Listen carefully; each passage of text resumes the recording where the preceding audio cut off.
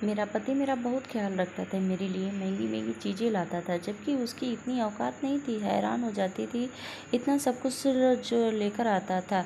पर एक काम वो बहुत अजीब करता था, मुझे बहुत खुश कर देता था। मेरे लिए मेरी पसंद की चीज़ें और खाना लेकर आता था, लेकिन खुद रात होते ही दूसरे कमरे में जाकर सो जाता था। हैरान होते कि अगर उसमें मेरे में दिलचस्पी नहीं है, इतनी अच्छी चीज़ें लेकर आता है, तो फिर इसे मेरे में दिलचस्पी क्यों नहीं है, मेरे पास क्यों नहीं बैठता है, मेरी बात क्यों नहीं सुनता है, मेरे साथ उसका रवैया नॉर्मल क्यों नहीं है। मैं एक रात पहले से ही दूसरे कमरे में छुप गई, ताकि जब वो वहाँ पर आए तो मुझे पता चल जाए कि आखिर इस कमरे में क्यों आता है, मेरे पास क्यों नहीं बैठता है। तब मैंने अपने पति को ऐसी हरकत करते हुए देखा कि मैंने अपने कानों को हाथ रख लिया। मेरा नाम निशा है, मैं बहुत ही ज़्यादा खूबसूरत थी। मेरी भाभी मेरे लिए खूबसूरती से भी बड़ी नफ़रत करती। वह कहती थी कि तेरा तेरा हुस्न तो एक दिन मिट्टी में मिल जाएगा। मैं कहती थी कि भगवान को डरो भाभी, मैंने आपका क्या बिगाड़ा है। मेरी माँ जिंदा थी, मेरे पापा इस दुनिया में नहीं थे, लेकिन जब तक मेरी माँ थी तब तक उस घर में मेरी हुकूमत चलती थी। मेरे भाई को भी मुझसे नफ़रत थी। वह कहता था कि तुम मेरी बीवी के साथ मुकाबले मत किया करो। थोड़ी बहुत मैं भी मगरूर थी, क्योंकि मुझे कोई गलत बात बर्दाश्त नहीं होती थी। वह अगर मेरी माँ को टाइम पर खाना नहीं देती थी तो पुराना खाना दे देती थी, तो मुझे गुस्सा आ जाता था। एक दिन तो मेरी माँ के सामने खराब खाना रख दिया, जब भी मेरी माँ पहले ही शुगर के मरीज़ थी। मैंने पहले से ही उसकी तबीयत खराब रहती थी। तुमसे नया खाना बनाना था तो तुम बना देती, पुराना खाना देकर क्यों मेरी माँ को मारना चाहती हो। इस बात पे ऐसी लड़ाई हुई कि दोनों ननद भाभी में हाथापाई हो गई, और मेरे भाई ने तो अपनी बीवी के साथ ही दिया। उसने मुझे कहा कि तुझे तो एक दिन ऐसा सीधा करूँगा कि तू बिल्कुल तीर की तरह सीधी हो जाएगी। तू छोटी है, तेरा काम क्या है बड़ी भाभी से ऐसे बातें करना। मैंने कहा बात छोटे भाई की नहीं है, कुछ गलत करेगी तो ज़रूर बोलूँगी। उस रात मेरी माँ की तबीयत खराब हो गई, इतनी खराब हो गई कि वह अस्पताल पहुँच गई, और 4 दिन तक बीमारी के कारण लड़ाई के कारण इस दुनिया से चल बसी।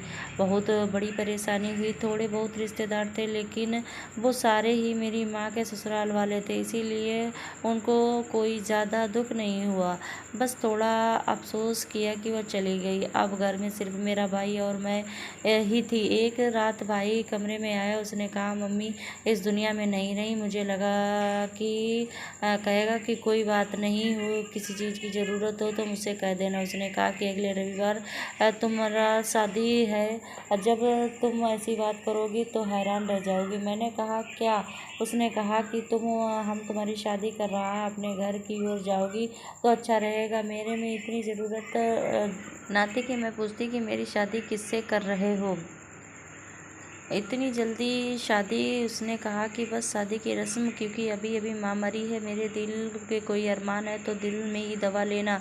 तुम्हारे लिए महीने पहले ढोलकी नहीं रख सकता, और ना ही तुम्हें दूल्हे को घोड़े पर ला सकता हूँ। इतना कहकर वह कमरे में चला गया। मैंने तकिए पर सिर रखकर रोना शुरू कर दिया, लेकिन फिर दिल में यह सोचकर तसल्ली कर ली कि चलो शादी तो एक दिन होनी ही थी। अगर हो जाएगी तो मेरा अपना घर हो जाएगा, किसी की गुलामी तो नहीं करनी पड़ेगी। भाभी से तो जान छूट जाएगी, वरना किसी और तरह से तो भाभी से जान नहीं छूट सकती है। यही सोचकर मैं भी दिन गुजारने लगी थी, लेकिन शादी वाले दिन यह देखकर हैरान रह गई कि मेरे भाई ने मेरे लिए किस किस्म के इंसान से मेरी शादी कर दी है। शायद इसमें भी मेरी भाभी की कोई चाल थी, क्योंकि जब भी लड़ाई होती थी वह मेरी भाभी दुश्मन बन जाती थी। मुझसे लगता था कि वो किसी दिन ज़रूर ही मुझसे बदला लेगी। आज उसने यही किया था।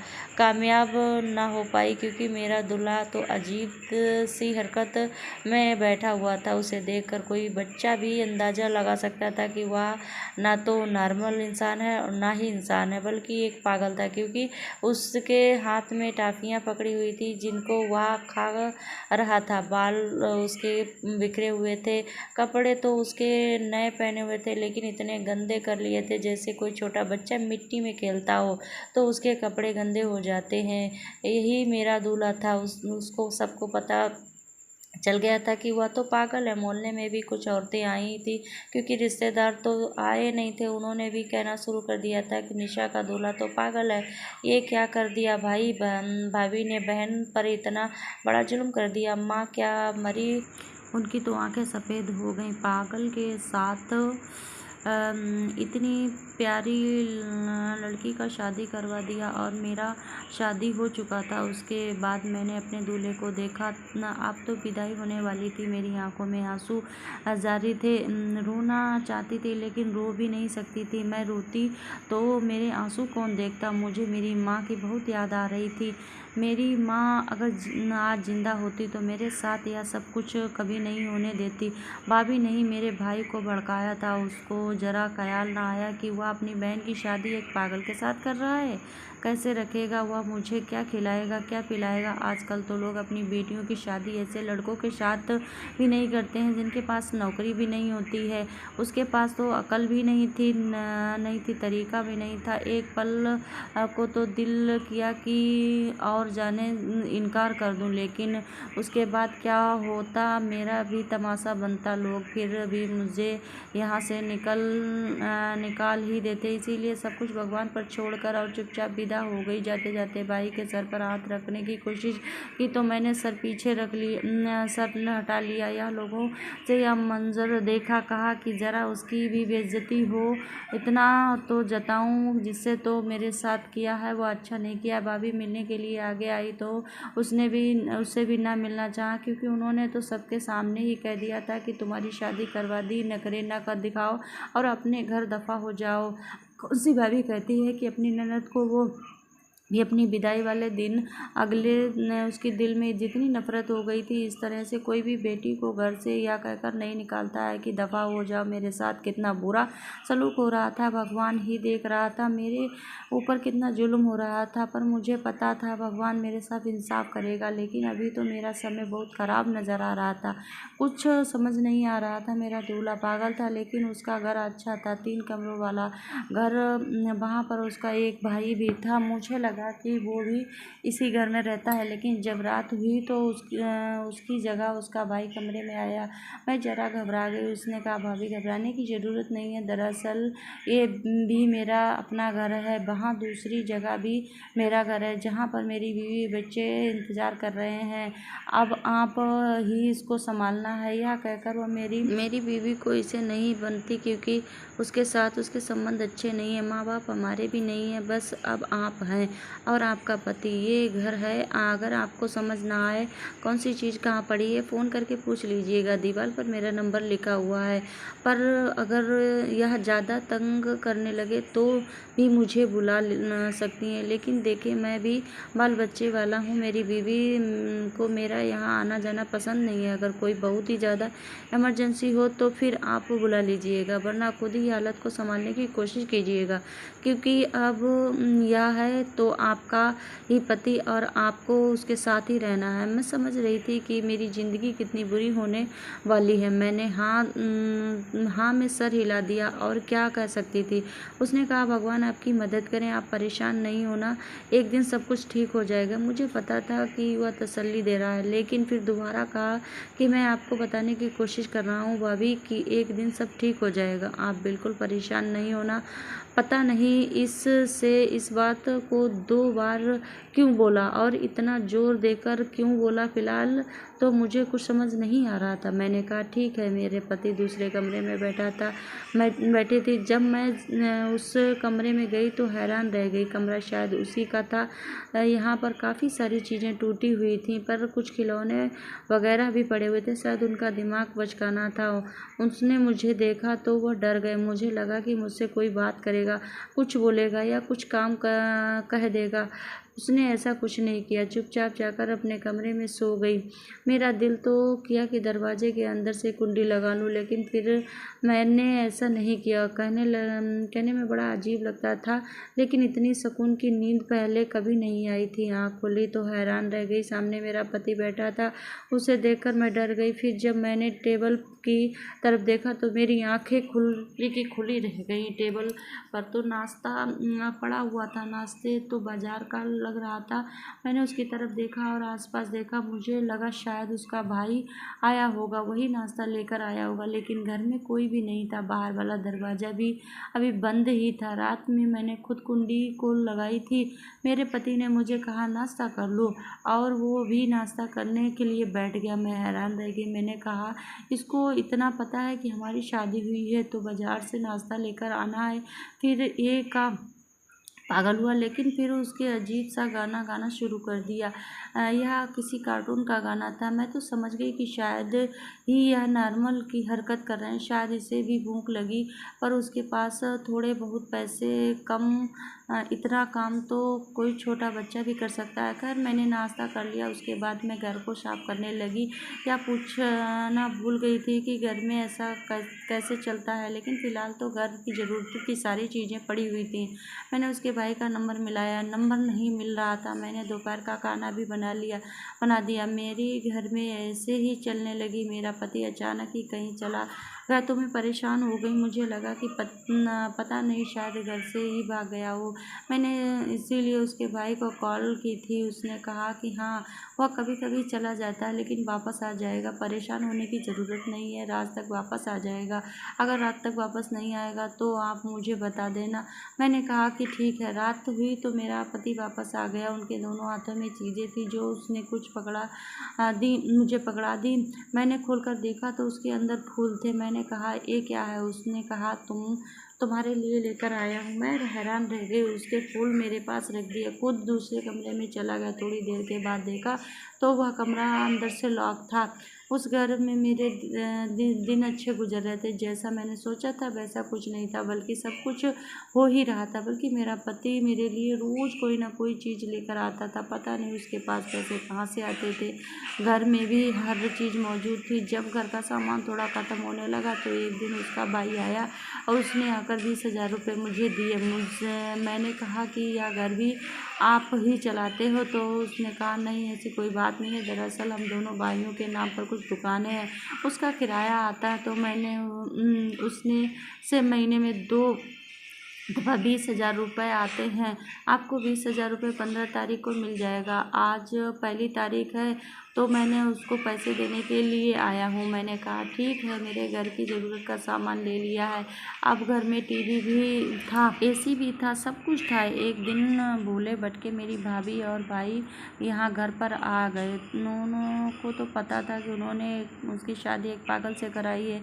मुझे पता था कि देखने आए होंगे कि मेरा क्या हाल है, लेकिन जब मुझे देखा तो हैरान रह गए। मैंने नया जोड़ा पहन रखा था। मेरी भाभी ने कहा यह जोड़ा कहाँ से आया है? उन लोगों ने तो तुम्हारे लिए सिर्फ 2 जोड़ी बनवाए थे, हमने भी तुम्हारे लिए कुछ नहीं बनवाया था। मैंने कहा पति ने मुझे लाकर दिया है। उसने कहा कि तुम्हारे पति को तो मुंह हाथ धोने नहीं आते हैं, तुम्हारे लिए जोड़ा कहाँ से लाएगा? मैंने कहा कि उसी ने मुझे लाकर दिया है। आपको किसने कहा कि मुंह हाथ धोने नहीं आता है? या देखे, मैं आपको दिखाती हूँ मेरे लिए क्या क्या लेकर आया है। जब मैंने सारी चीज़ें अपनी भाभी को दिखाई तो वो हैरान रही। उन्होंने कहा यह सब कुछ कहाँ से लेकर आ रहा है? कहीं से चोरी करके तो नहीं ला रहा है? मैंने कहा कि ये चीज़ें तो बिल्कुल नहीं है। उसने कहा नहीं तो नहीं लग रही हैं। ये क्या बात हो गई? उसका तो ऐसा हो गया है जैसे तीर निशाने पर नहीं लगा, जैसे वह मेरे साथ कुछ बुरा करना चाहती थी। बुरा नहीं हुआ तो बहुत परेशान सी दिख रही थी। खैर मैंने भी सर उठाकर उसकी सारी चीज़ें दिखाई और बड़ी खुश हो गई। मेरी भाभी ने यह देखा तो शायद मैंने जल्दबाजी में आकर गलत फैसला कर दिया, लेकिन तुम तो खुश लग रही हो। मैंने अपने भाई को भी कहा कि आपने कोई गलत फैसला नहीं किया है, वाकई खुश हूँ, मुझे कोई दिक्कत नहीं है। मुझे इस घर में किसी चीज़ की कोई कमी नहीं है। हम भी तो गरीब लोग ही थे ना। अगर हमारी शादी होती तो हमारे जैसे लोगों में ही होती, लेकिन यह देख ये लोग तो आपसे अच्छे हैं। इस घर में तो ऐसे ही लग रहा है, गर्मी होती है तो सुकून की नींद आती है। मेरी भाभी का मुंह लटक सा रह गया था। मुझे पता था कि घर जाते ही वह मेरे भाई से झगड़ा करेगी। अच्छी बात है, मुझे खुश देखकर घर जाते आपस में झगड़ा करते, यही उनकी सज़ा है। मेरा पति मुझसे कोई बात नहीं करता, मेरी भी चीज़ भी लेकर आता, मेरा ख्याल भी रखता, मेरा ध्यान भी रखता। एक दिन मैं जा रही थी, मेरे पाँव पर कोई चीज़ से चोट लग गई थी। मेरे पाँव में पट्टी बंधी हुई, लेकिन रात होते ही वह दूसरे कमरे में चला जाता था और अंदर से लॉक लगा लेता था। मैं बड़ी परेशान होती थी कि यह किस किस्म का मामला है। उससे बात करना चाहती थी, पूछना चाहती थी कि मैंने ड्रामे में सबको देखा है, मोहब्बत से इंसान ठीक हो जाता है। शायद मैं भी उसको ठीक कर लेती, और अगर वो ठीक हो जाता तो फिर इस दुनिया का सबसे अच्छा मर्द होता, क्योंकि खूबसूरत वह थी ही, जवान भी थी, पैसे भी थे, कोई कमी नहीं थी। बस घर में उसका अपना इतना सारा सामान था कि अगर ऐसा ही होता तो मेरी पूरी ज़िंदगी सेट हो जाती। लेकिन वो मुझसे बात नहीं करता था। मेरी एक दोस्त पागलों की डॉक्टर बन गई थी। उसने मुझे एक बार बताया था कि ऐसा लोगों को बहुत प्यार और मोहब्बत की ज़रूरत होती है। अगर उसकी ज़िंदगी में कोई हो तो वो उसे बहुत प्यार और मोहब्बत देते हैं, मतलब आम इंसान से भी ज़्यादा। लेकिन यहाँ पर मामला उल्टा था। आहिस्ता आहिस्ता मुझे बात समझ आने लगी कि जो भी मामला हो उसका ताल्लुक उस कमरे से ज़रूर है, क्योंकि मेरा पति उस कमरे में ही चला जाता है। इसीलिए मैंने सोच लिया था कि मुझे पता लगाना है कि उस कमरे में क्या है। एक बार उस कमरे में गई थी, पर वहाँ पर कुछ भी नहीं दिखा था। मेरी भाभी ने लोगों से कहना शुरू कर दिया था कि पागल से शादी हुई थी, लेकिन वो बड़े अच्छे हालात हैं। उसके मुंह से निकल गया होगा कि बात मुझे उतना भी पहुंच गई, क्योंकि मोहल्ला तो एक ही था। मैं कहती थी कि हाँ भगवान या शुक्र है, मैं तो बहुत ज़्यादा खुश हूँ, मेरे पास सब कुछ है, मेरे पास पैसे भी होते, घर के सारे मामलात मेरे हाथों में होते, पैसा आ जाते, मेरा पति मेरा ख्याल भी करता है और रोज़ मेरे लिए कोई ना कोई नई चीज़ लेकर आता है। वह कहता जाता है, मुझे नहीं पता। एक बार उसके पीछे पीछे गई, लेकिन मुझे रास्ते का नहीं पता था, इसीलिए मैं वापस आ गई। मैं कहीं गुम ही ना हो जाऊं और वो मेरी आंखों के सामने से न जाने कहाँ चला गया। उसे रास्ते का बहुत अच्छी तरह से पता था। शायद किसी बाग में बच्चों के साथ खेलने के लिए जाता होगा, क्योंकि उसके पास इस तरह की काफ़ी सारी सामानें थी। इसीलिए मैंने इस बार ज़्यादा ध्यान नहीं दिया, लेकिन मुझे यह बात ज़रूर पता लगानी थी कि कमरे में क्या है। वह दिन वक्त कमरे में ताला लगाकर चला जाता था। एक दिन मैंने चाबी गायब कर दी और ताला भी खोल दिया। उसको ताला नहीं मिला तो वह बौखला ताला लगाए ही चला गया। मेरा प्लान था कि मैं पहले से ही कमरे के अंदर छुप जाऊंगी। जब वह कमरे में आएगा तो मुझे पता चल जाएगा कि वह क्या कर रहा है। लेकिन जैसे ही घर में आया, मुझे तलाश कर रहा था। मुझे कभी कभी थोड़ी बहुत बातें भी कर लेता था। उसको मेरा नाम भी याद था, मुझे मेरे नाम से भी बुलाता था। कभी कभी देख कर बड़ा दुख होता था कि या तो किसी की औलाद है, कितना खूबसूरत नौजवान है, उसके साथ न जाने क्या हुआ होगा कि वह पागल हो गया। जाहिर है कि पागल पैदा तो नहीं हुआ होगा, क्योंकि कहते हैं कि ऐसे लोगों की उम्र कम होती है। शायद उसके साथ कुछ हादसा हुआ होगा। मैंने उसके भाई से भी पूछने की कोशिश की थी, पर उसने भी मुझे कुछ नहीं बताया कि वक्त के साथ साथ आपको सब कुछ पता चल जाएगा। यह किस किस्म की बात थी, वक्त के साथ कैसे पता चलता। मुझे मेरे पति की पुरानी तस्वीरें मिली थी। शक्ल से बहुत ही गुस्से वाला और जिद्दी लगता था। ऐसा लगता था कि जैसे पूरे खानदान का सबसे खूबसूरत नौजवान था। लेकिन फिर ऐसे हाल पर कैसे पहुंच गया, इसकी किसी की बददुआ तो नहीं लग गई। मेरे मन में से उल्टी सीधी बातें और सवाल आते जाते रहते थे। आज तो मुझे पता चल ही जाना था कि उसके बाद में देखने कि मैंने क्या करना है। कहीं कोई ऐसी वैसी बात तो नहीं। मेरा पति फिर मेरे लिए कोई चीज़ लेकर आया था। कमरे में गया, लेकिन उसे महसूस किया कि कमरे में नहीं हूँ। वह चीज़ वहीं पर रख दी। मुझे थैले रखने की आवाज़ आई तो उस कमरे में आ गई। मैं कमरे के अंदर ही छुपी हुई थी। उसने दरवाजे को अंदर से लॉक कर लिया और कुर्सी पर सर पकड़े बैठ गया। मैं पर्दे के पीछे उसे देख रही थी। उसको अंदाज़ा भी नहीं था कि मैं कमरे के अंदर हूँ। वो सर ऐसे अंदाज से पकड़े बैठा था। ऐसा लग रहा था जैसे कोई बड़ा आदमी कुछ सोच रहा हो। उसके चेहरे पर से अचानक से पागलपन के जज्बात ही गायब हो गए थे। अभी ये मामला मुझे कुछ गड़बड़ लग रहा था। कोई ना कोई बात थी जो नॉर्मल नहीं थी। थोड़ी देर के बाद उसने अपनी जेब से एक बड़ा सा फ़ोन निकाला। मैं हैरान रह गई, यह बड़ा फ़ोन उसके पास कहाँ से आया। फ़ोन भी बिल्कुल ठीक ठाक था, टूटा भी नहीं हुआ था, जबकि बाकी उसकी सारी चीज़ें टूटी हुई थी। फ़ोन पर किसी से बात करने लगा। जब उससे बात करनी शुरू की कि मेरी तो ऐसी हालत ख़राब हो गई, मैं हैरान रह गई। वह तो किसी समझदार आदमी की तरह बातें कर रहा था और कह रहा था कि देखो, मैंने आपके पहले डील की थी, आप ये पैसे कारोबार में लगा दो, जो भी मेरी किस्मत में होगा, नसीब में होगा, वो मुझे मिल जाएगा। मैं हैरान रह गई थी कि मेरा पति जो दुनिया के सामने पागल बना हुआ है, यहाँ बैठकर बिजनेस की डीलें कर रहा था, लेकिन दुनिया के सामने क्यों पागल बना हुआ था और बीवी से झूठ क्यों बोल रहा था। वो अपनी बीवी को भी बता सकता था कि दिल तो किसके सामने आ जाऊं, लेकिन मैं फिर सोचा कि देखती हूँ यह क्या कर रहा है। फिर थोड़ी देर के बाद जेब से काफ़ी सारे पैसे निकाले और फिर उसने एक साइड पर रख दिए। फिर दोबारा से किसी को फ़ोन किया। इस बारे में मुझे समझ में आया कि वह किसे फ़ोन कर रहा है, अपने भाई को ही फ़ोन कर रहा था। उसने कहा कि मेरा दिल करता है मैं निशा को सब कुछ बता दूं, मेरी बीवी है, मैं उसके साथ रहना चाहता हूँ। शायद तुम्हारा शक कह रहा था कि जल्दबाजी ना करो। उससे कहना कि जल्दबाजी कैसे, हमारी शादी को 4 महीने होने वाले थे। जब मेरा जिक्र हुआ तो मैं सामने आ गई। मुझे देखकर हैरान रह गया। उसका मुँह खुला का खुला रह गया और फ़ोन से एक साइड पर रख दिया। मैंने कहा कि यह सब कुछ क्या है, क्यों दुनिया के सामने पागल बने हुए हो, मैंने सब कुछ सुन लिया है। उसने कहा कि देखो, मैंने आज या कल तुम्हें बताना ही था। मैंने कहा कि मुझे सारी बातें बताओ, आखिर बात क्या है। मेरी आंखों में आंसू आ गए थे।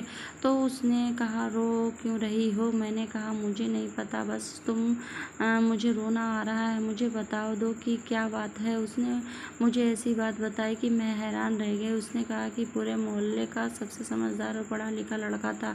मेरी बहुत अच्छी नौकरी भी थी। अभी भी मैं उसी नौकरी में हूँ, लेकिन सारी रात बैठकर ऑनलाइन काम करता रहता हूँ।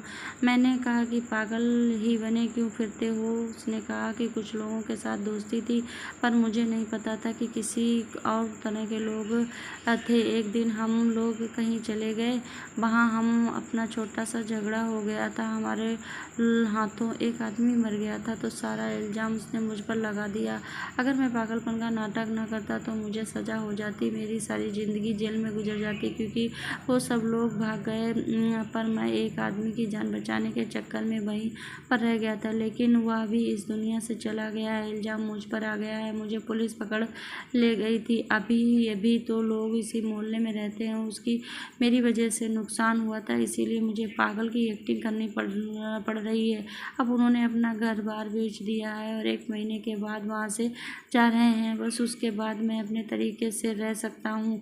तुम्हें ये सब कुछ मैंने इसलिए नहीं बताया कि एक दफ़ा तो लोग यहाँ से चले जाएं तो फिर मैं तुम्हें सब कुछ बता दूँगा। तुम्हारे भाई ने जब कहा कि ये रिश्ता कबूल है तो हम लोगों बड़े हैरान हो गए। हमें पता था कि इसीलिए मैंने बिना देखे ही तुमसे शादी कर ली। सोचा कोई तो पुण्य कमा लूँ तुम्हें बचाने की खातिर। तुमसे बहुत मोहब्बत करता हूँ, बहुत अच्छी लगती हो। बाहर जाता हूँ तो भी काम के सिलसिले से जाता हूँ, तुम्हारा चेहरा मेरे सामने रहता है तो फिर सोचता हूँ कि तुम्हारे लिए कोई चीज़ ही ले चलता हूँ। कहीं तुम हालत से तंग आकर मुझे छोड़कर ना चली जाओ कि एक पागल के साथ मेरी ज़िंदगी बुरी तरह गुजर रही है, इसीलिए तुम्हारे सारे नाज नखरे उठाने की कोशिश करता हूँ। तुम्हारे लिए तोहफा लेकर आता हूँ कि कम से कम तुम खुश हो रही हो। बहुत मोहब्बत करता हूँ तुमसे। मेरी आंखों में से भी आंसू गिरने लगे। उसने कहा कि आप रो क्यों रहे हो। मैंने कहा कि खुशी के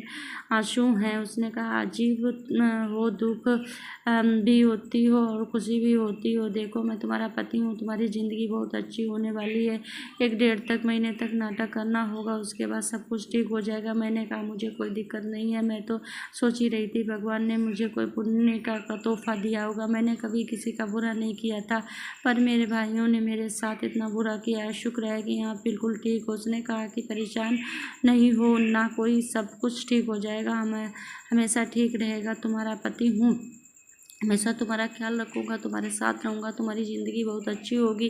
और ऐसा ही बहुत आहिस्ता आहिस्ता यह बात महसूस कर दी थी कि मैंने अपने पति का इलाज करवा लिया और हमारी ज़िंदगी मिसाल बन गई। कहानी पसंद आई हो तो वीडियो को लाइक कर लें, चैनल को सब्सक्राइब कर लें और अच्छी कहानियों के लिए हमारे चैनल को सब्सक्राइब कर लें। धन्यवाद।